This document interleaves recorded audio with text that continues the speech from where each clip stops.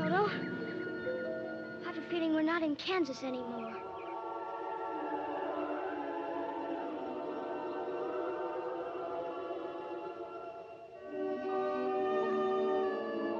We must be over the rainbow. Down the rainbow, I'm sliding. Little arrows keep falling as they go cloud. 眩しくて怖いのよ、日の光が。 Scarecrow that dances, a lion that sings, a tin man that talks, a wizard that whizzes, and Dorothy, and you. We're off to see the wonderful Wizard of Oz.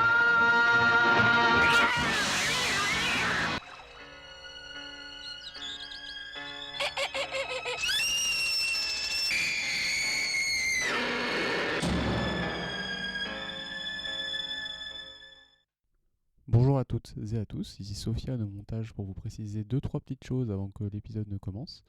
Déjà, merci à vous d'être venus jusqu'ici, cela nous touche énormément et on espère que vous prendrez plaisir à nous écouter. Ensuite, ce podcast est réalisé dans le cadre des programmations du Ciné Tambour, le ciné-club du mercredi soir à l'université Rennes 2, et on considère donc que vous étiez présents lors des séances ou que vous avez déjà vu les films. Autrement dit, ça va méchamment spoiler, donc si vous ne les avez pas vus, foncez les voir, puis revenez par ici une fois que c'est fait.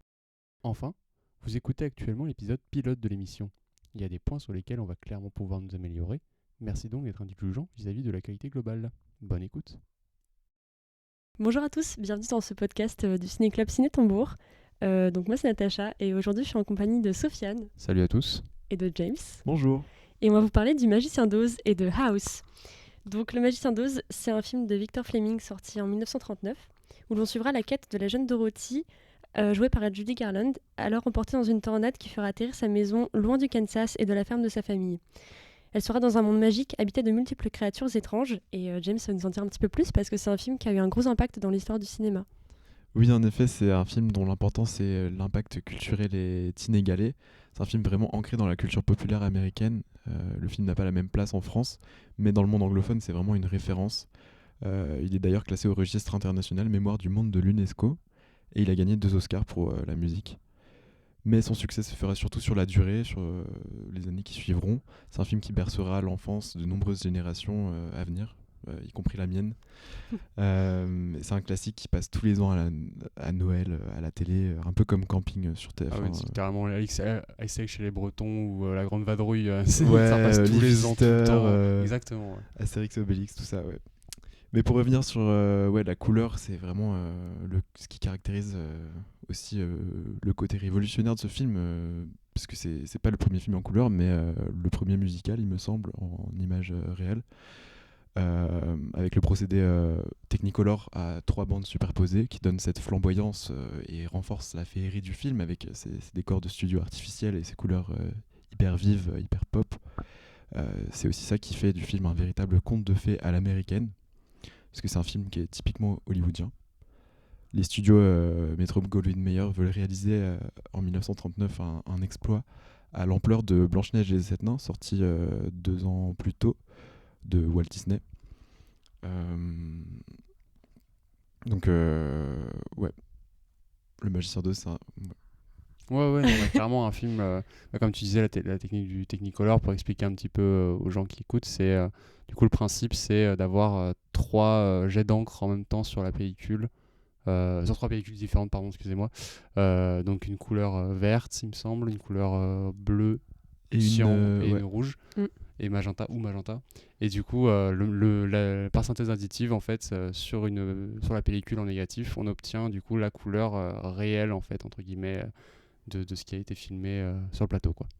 Ouais, et c'est vachement inédit à l'époque. Enfin, en 1939, il y a déjà des films en couleur, mais c'était pas aussi ancré que ça. Ah bah clairement, le Magicien d'Oz, de toute façon, dans toute cette idée d'esthétique d'un univers complètement autre, en fait, merveilleux, le fait d'utiliser la couleur, ça a été un peu impactant, parce qu'en plus, juste avant, elle était filmée normalement dans un espèce d'ambiance sépia à l'ancienne, quoi, j'ai envie de dire, entre guillemets, quoi. Le passage à la couleur, c'est ça, reste une scène, ça commence comme un film classique, entre guillemets, et puis en fait, d'un coup, quand elle arrive dans le monde merveilleux, comme le spectateur arrive dans le monde du film, en fait, on se retrouve dans un monde de couleurs, plein de féeries, et qui commence d'ailleurs en chanson juste après un meurtre absolument abominable.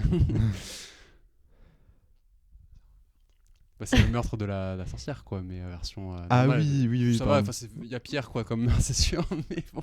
Pardon. Voilà, Ouais. En 1939, c'était à 85 ans cette année. ça commence à faire. Ça commence à faire. C'était l'année du déclenchement de la Seconde Guerre mondiale, comme vous savez. Et c'est aussi une année florissante pour Hollywood, qui produit des super productions luxueuses et qui connaît son âge d'or déjà à cette époque-là. Le système de studio était déjà bien ancré. Et le Star System aussi, d'ailleurs.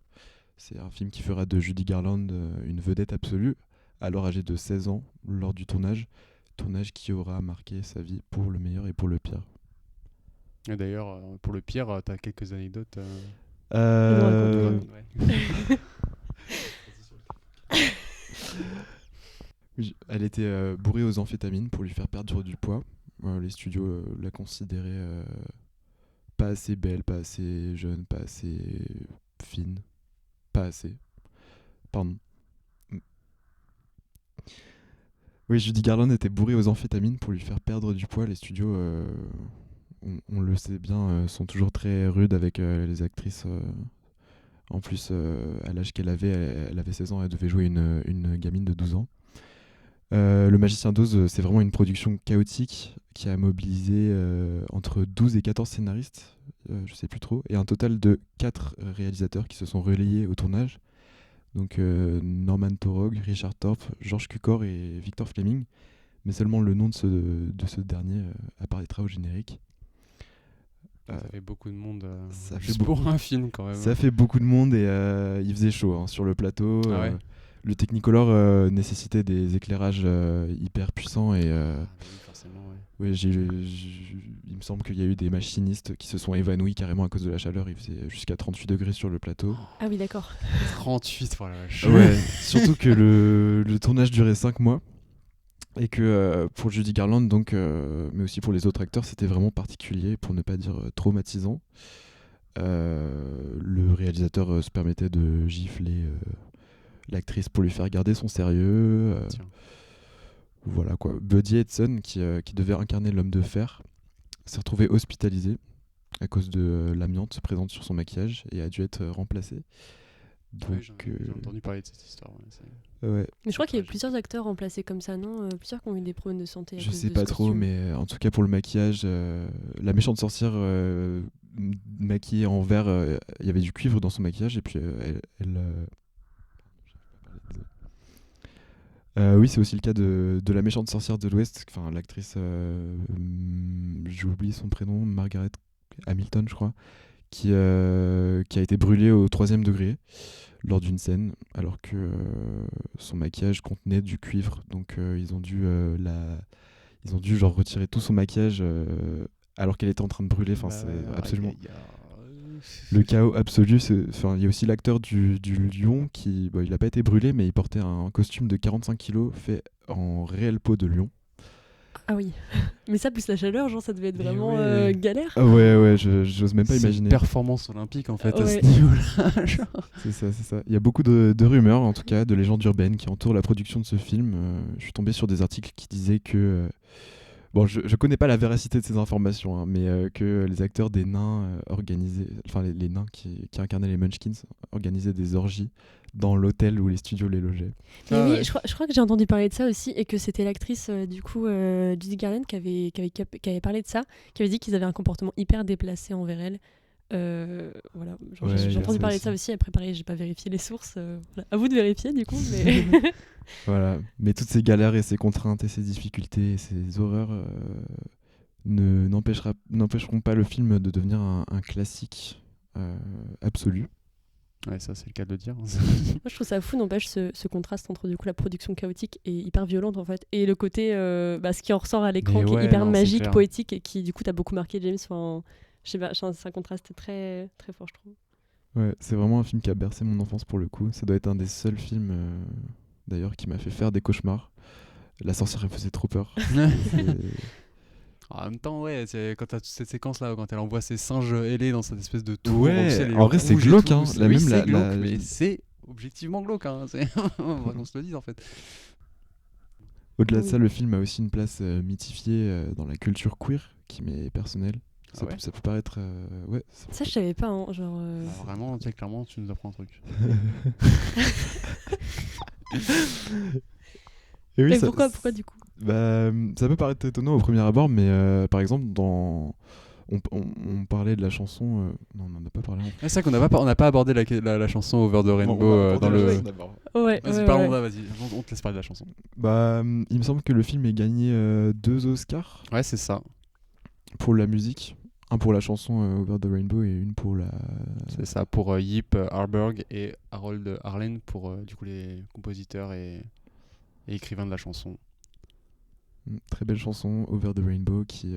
Tu nous la chantes là vite fait, James?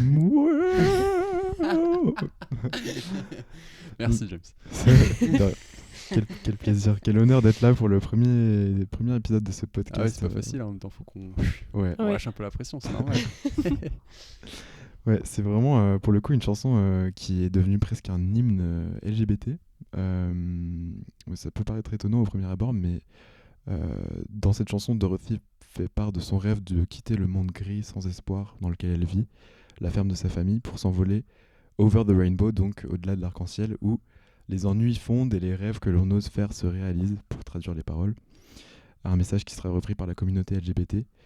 Et puis quand elle sort de sa vieille maison en sépia pour arriver dans ce paysage coloré, c'est pas étonnant d'y voir un sortir du placard.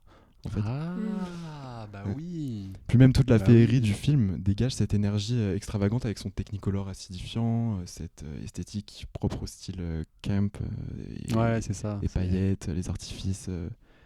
Et puis surtout, tous les amis que Dorothy se fera sur le chemin de Brique Jaune, l'épouvantail, l'homme de fer et le lion sont tous trois marginaux. Le lion est extrêmement queer-codé.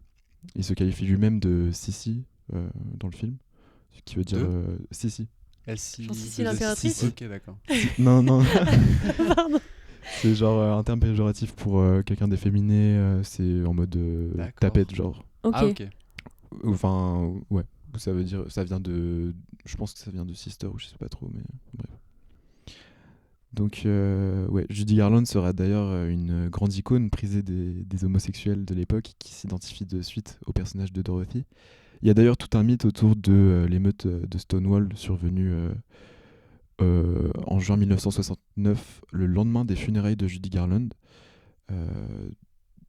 Voilà, je m'étale Si tu peux un peu expliquer ce que c'est que ces émeutes-là qui ont quand même... Oui, les émeutes Aujourd'hui, de Stonewall, donc pour un petit peu d'histoire des luttes LGBT, bah, c'est la première Pride, je sais pas si on peut qualifier ça comme ça, mais en tout cas ouais, l'événement en tout cas qui a un événement pionnier porté derrière, c'est ça. de lutte voilà, pour les droits LGBT.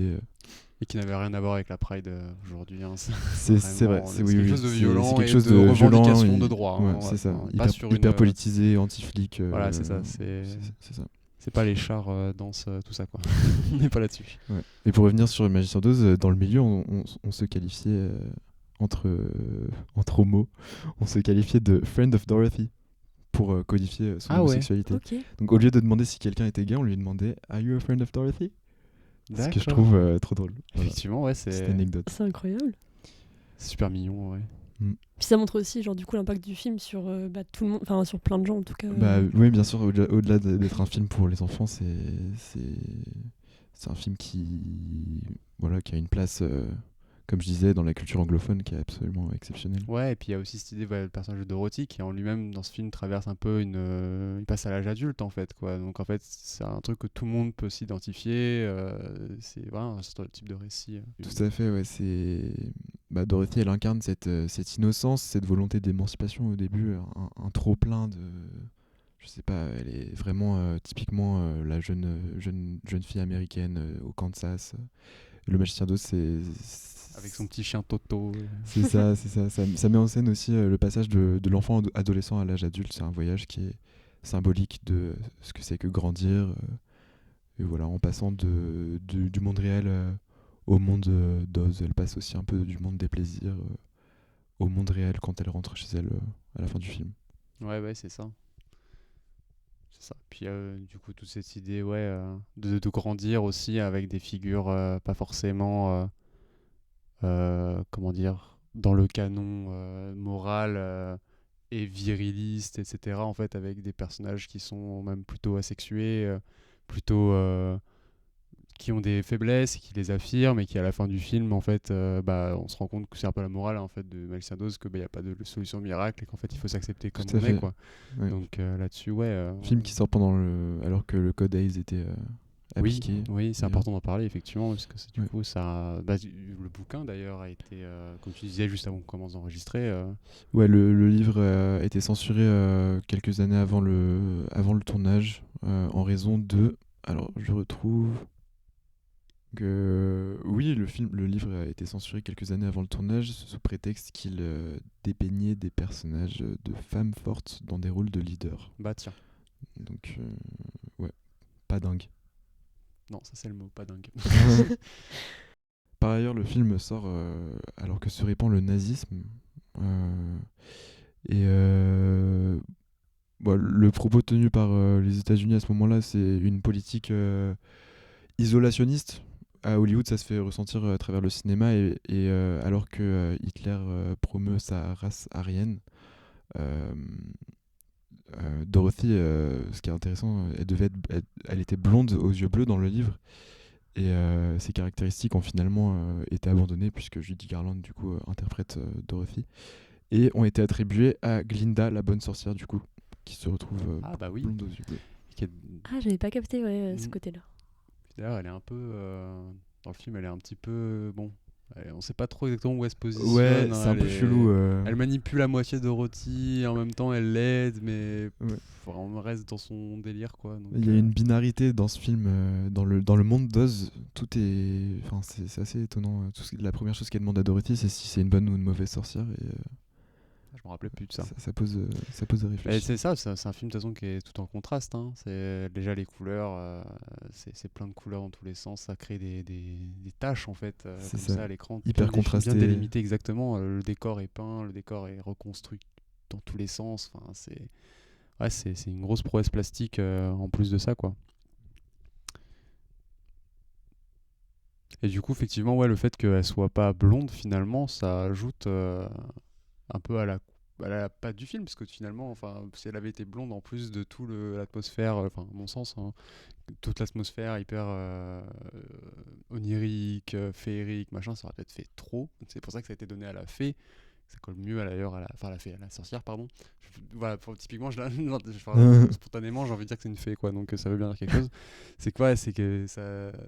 Ouais, et puis de base, ce qui est intéressant aussi, c'est que l'actrice, on lui avait mis une perruque blonde. Et c'est un des 4 réalisateurs. Alors, vu qu'il y a 4 réalisateurs, je ne saurais dire lequel. Mais il me semble que c'est... Ouais, j'ai pas envie de dire de bêtises, mais il y a un des réels qui lui a retiré sa perruque quand il est arrivé sur le plateau. Du coup, pas le premier, mais sans doute le deuxième ou le troisième, je sais pas. Qui était là en mode non. Ça va pas quoi. Ouais, Ouais. Rage, il a fait non. Mais ouais, c'est particulier en fait. C'est un monde... C'est un film, voilà, que je disais, typiquement hollywoodien. On sent que tout est poli à l'extrême, polissé.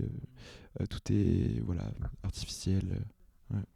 Clairement, c'est sûrement ce qui a joué avec le fait que le film aujourd'hui a été rediffusé, comme tu as dit, plein de fois, parce que tout simplement, bah voilà, Ouais, c'est un peu...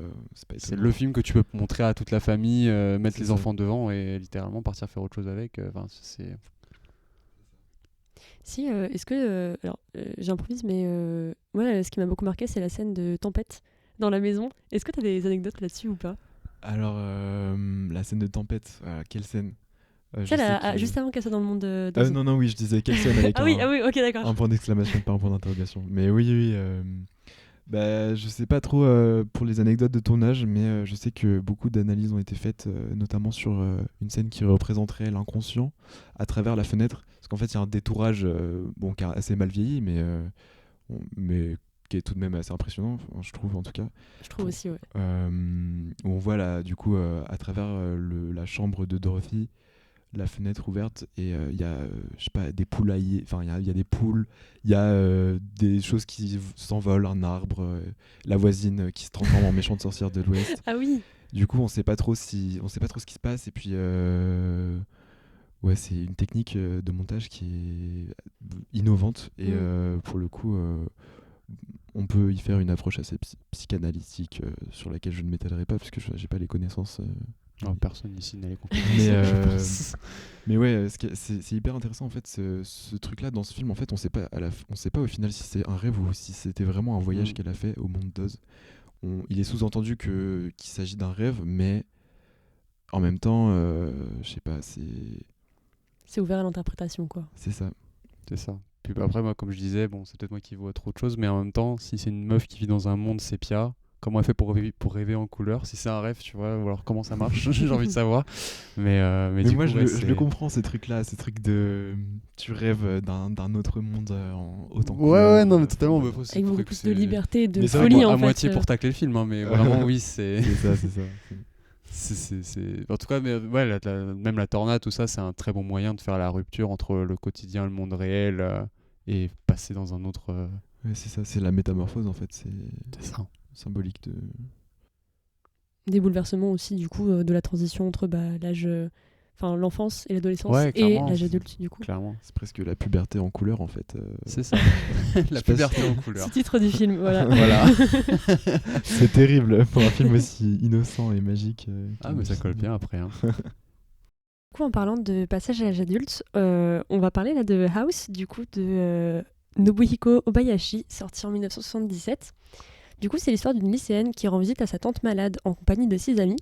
Les jeunes filles vont être isolées dans une grande demeure perdue au milieu de nulle part et assister à d'inquiétants événements surnaturels une fois la nuit tombée. Donc là, le réalisateur, il a vraiment une esthétique particulière qui est très surréaliste et pop. Et là-dessus, Sofiane va nous éclairer. Oui, tout à fait.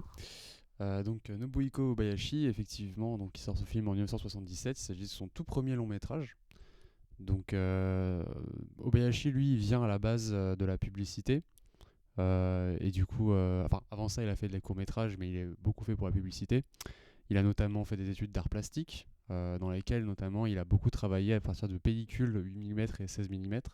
Donc c'est vraiment, il a vraiment cette conscience de la matérialité de la pellicule, de la matière filmique en elle-même. Donc dans ses pubs, notamment, il a fait jouer la grande Catherine Deneuve. Ah voilà, ouais. c'est assez. J'ai découvert ça en faisant des recherches pour le film. Aussi notamment Charles Bronson et Kirk Douglas. Ok. En reprenant vraiment leur persona, c'est-à-dire que Catherine Deneuve, elle est très vaporeuse, en mode presque diva, dans une pub pour un produit qui s'appelle La Fontaine, avec elle qui parle en français, évidemment, qui joue sur le côté ultra chic de la France, quoi. Et puis de l'autre côté, Charles Bronson, voilà, les 7 mercenaires, donc le gars, c'est vraiment, c'est pour un produit qui s'appelle Man Dom, quoi, tu vois, littéralement. Ah oui, d'accord. Et genre le gars, il est en cow-boy, machin, grosse Santiago, il y a plusieurs versions de cette pub-là. Donc je vous invite vraiment à aller jeter un œil sur ces pubs-là, parce que c'est vraiment des purs objets de curiosité, quoi. Ouais, c'est hyper inattendu. C'est ça, et puis surtout qu'au Japon, ouais, il y a cette idée, vraiment au niveau de la publicité, ils partent dans tous les sens, quoi. Ils ont très très peu de limites. Donc du coup, ça fait que les réalisateurs comme Obayashi, en fait, ils ont une grande liberté, même si ça fait partie des rares réalisateurs, en fait, qui ont accepté de tourner pour des pubs. La plupart des réalisateurs de cette période-là, qui on a demandé de faire des pubs, ont soit refusé, soit ont prétexté qu'ils pouvaient pas, ou ce genre de choses, quoi. Ah ouais, ok. Donc pour ce film, du coup,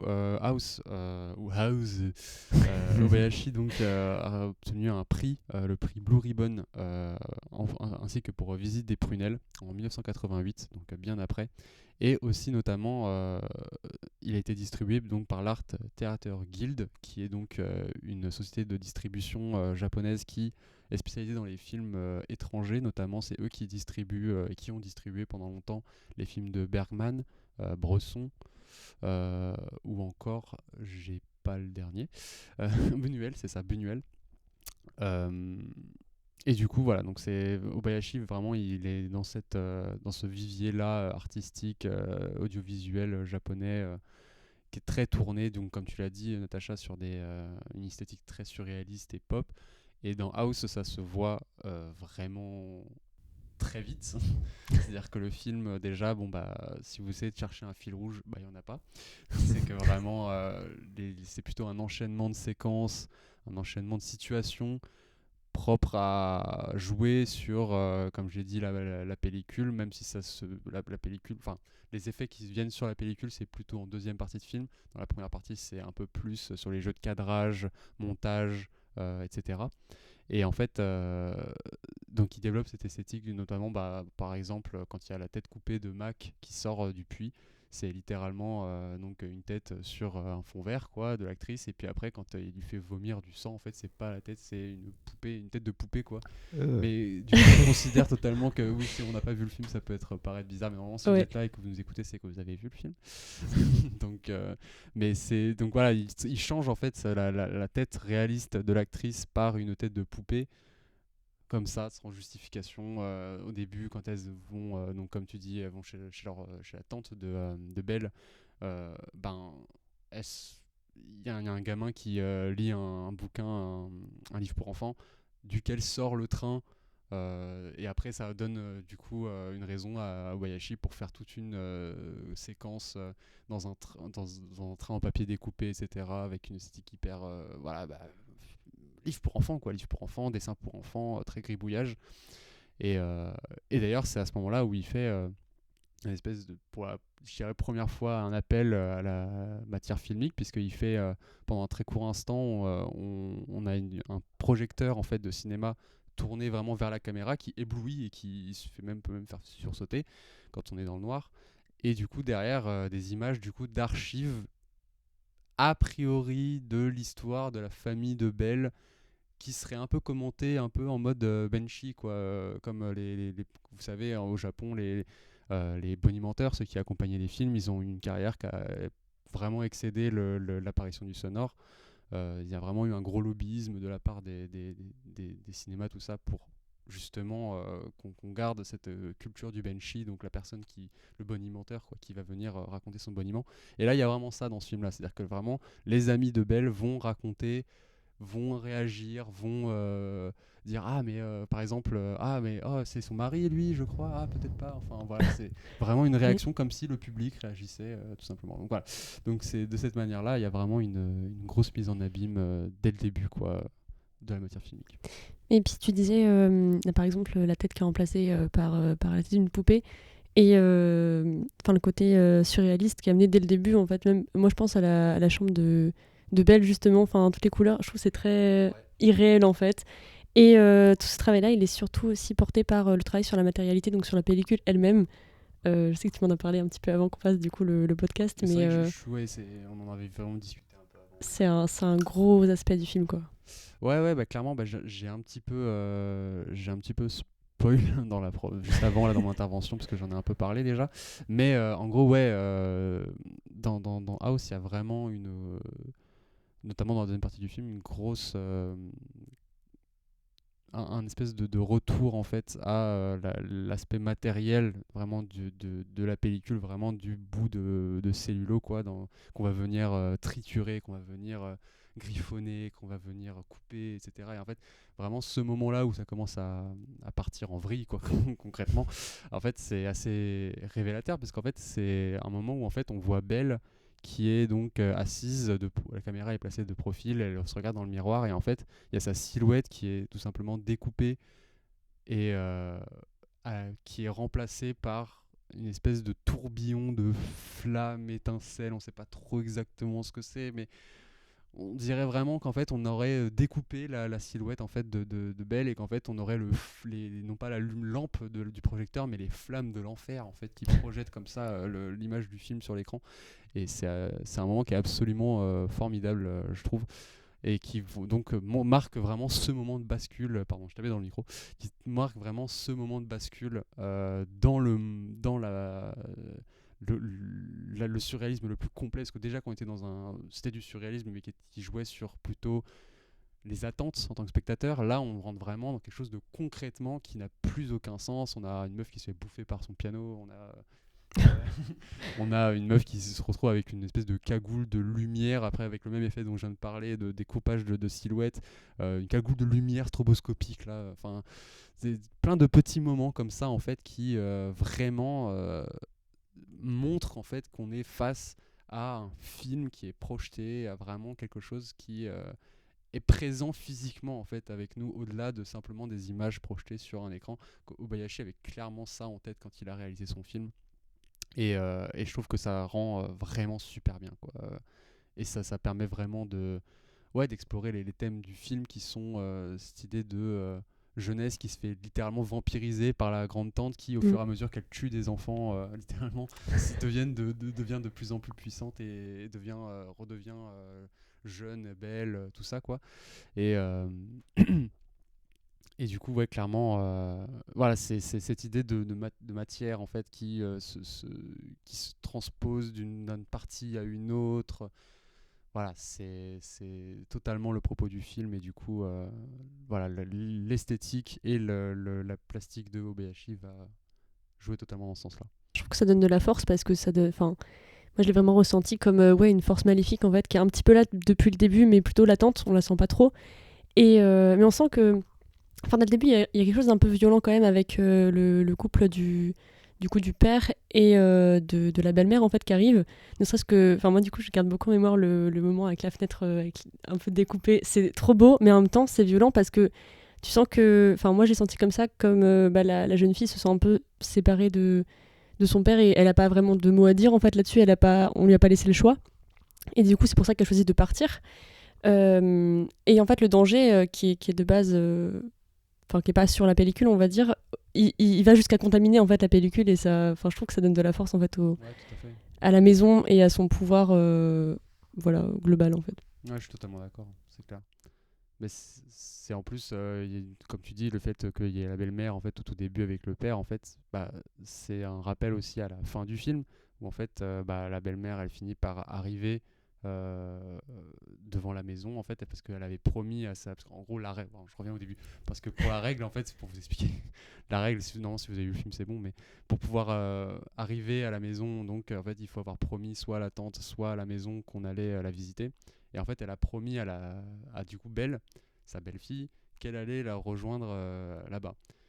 Donc du coup, on comprend de fait à la fin, quand elle peut voir la maison, que elle a promis à Belle, donc la grande tante, donc la maison en fait. C'est-à-dire que vraiment, comme tu l'as expliqué, c'est vraiment Belle est devenue un agent en fait maléfique d'ailleurs de la maison, d'ailleurs qui donc s'habille accueille sa belle-mère en habit traditionnel japonais, en kimono, et donc dans une posture un peu rituelle où elle la salue tout doucement, alors qu'au contraire la belle-mère elle est habillée de manière un peu de la ville, beaucoup plus c'est contemporaine, ça, voilà, exactement, de la ville, moderne quoi. avec un foulard d'ailleurs qui va venir rappeler en fait ce début du film où il y avait encore une insouciance, parce que au début du film, quand on la voit comme dans la séquence dont tu viens de parler, Natacha, en fait avec le père, la belle-mère et Belle, il y a vraiment quelque chose de très vaporeux, d'atmosphérique, de presque téléfilm, vous voyez, genre très rose, très il y a un coucher de soleil, c'est pas complètement abusé, une couleur vraiment d'une dominance de violet, Ouais, ça me fait penser un peu à. Il me semble que le film est sorti en 77. c'est ça. Ouais. Ouais, c'est la même année que Suspiria. Ah Et, bah oui. il y a vachement de. Et en vrai, maintenant que tu le dis, c'est vrai que j'avais pas pensé, mais c'est vrai qu'il y a totalement un lien avec Suspiria, parce que Suspiria, en plus, c'est beaucoup plus sur la lumière, mais pareil, il y a cette idée de segmenter, de jeunes femmes qui se font vampiriser comme ça pour obtenir une énergie. Ouais, non, c'est totalement ça, clairement.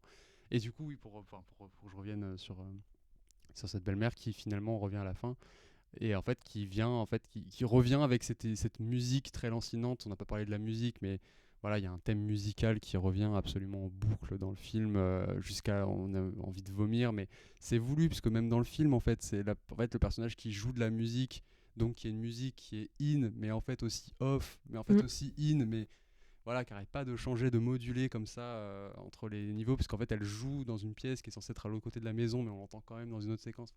Et du coup, voilà, c'est cette musique qui était jusque-là lancinante, entêtante, ou agressive, ou en tout cas qui est jamais dans une pure complicité intimiste, etc. Là, on est vraiment sur une musique, voilà, on envoie les violons, on envoie les corps, on envoie les...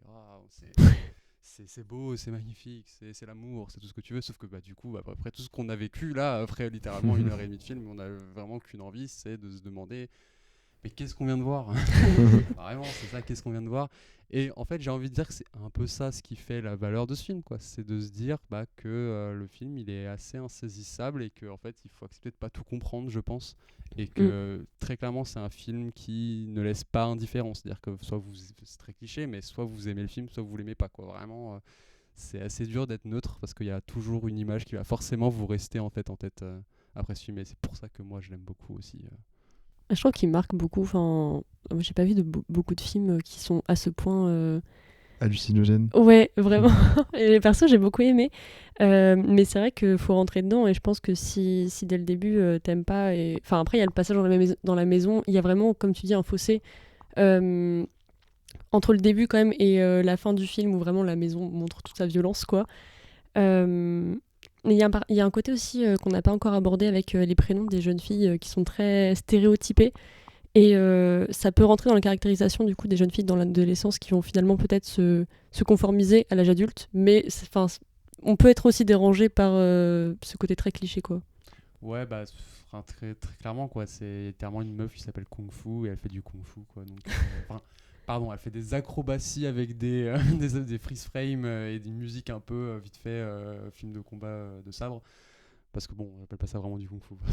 Mais ouais, c'est ça, quoi. C'est une battante, quoi. Elle s'appelle Kung Fu, donc elle est courageuse. On a une qui s'appelle le personnage principal, Belle, qui est littéralement caractérisée par le fait qu'elle arrête pas de se recoiffer. Elle fait toujours un peu attention. D'ailleurs, une des dernières fois où on la voit dans le film, elle est en train de prendre son bain, quoi. Donc vraiment, il y en a une autre, c'est Mélodie, elle fait du piano. Enfin voilà, quoi. C'est vraiment, on est sur quelque chose de très, très terre à terre, de très ton nom et ton comment dire, et ton caractère te définit entièrement, quoi. Et du coup, ça pose notamment problème quand c'est un personnage comme Mac qui est donc caractérisé parce qu'elle mange beaucoup. Et c'est marrant parce qu'en fait, elle mange beaucoup. Voilà. Ouais. Voilà, du coup, là-dessus, après, c'est la société japonaise qui, effectivement, avec le surpoids, c'est moins quelque chose là-bas qui est commun et qui, donc.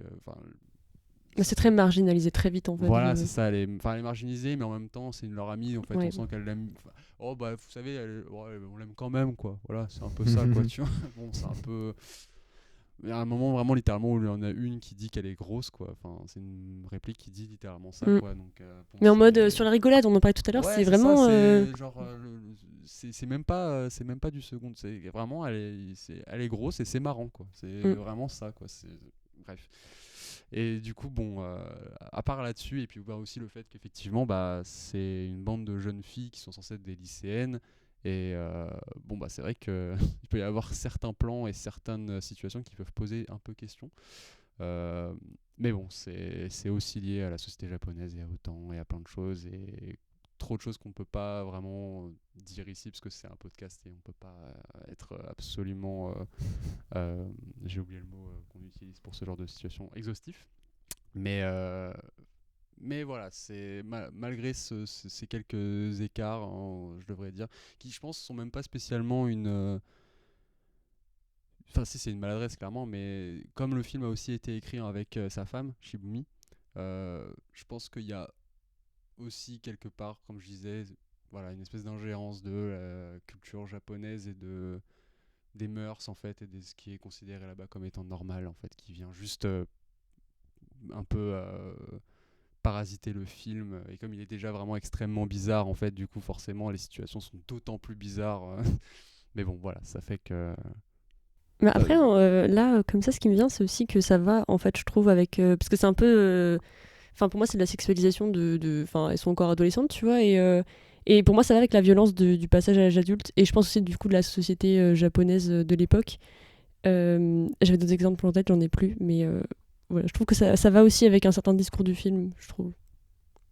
Voilà, je l'accepte pas, mais je pense qu'on peut aussi lui donner un sens, quoi. Non, clairement. De toute façon, c'est sûr que ce film, il y a 1 milliard de façons de le voir. Conclusion, bah j'ai pas spécialement de conclusion parce que c'est un film qui est inconclusible. Voilà. Très bien dit. Ouais, bah du coup, voilà, on va vous laisser là-dessus. Merci de nous avoir écoutés.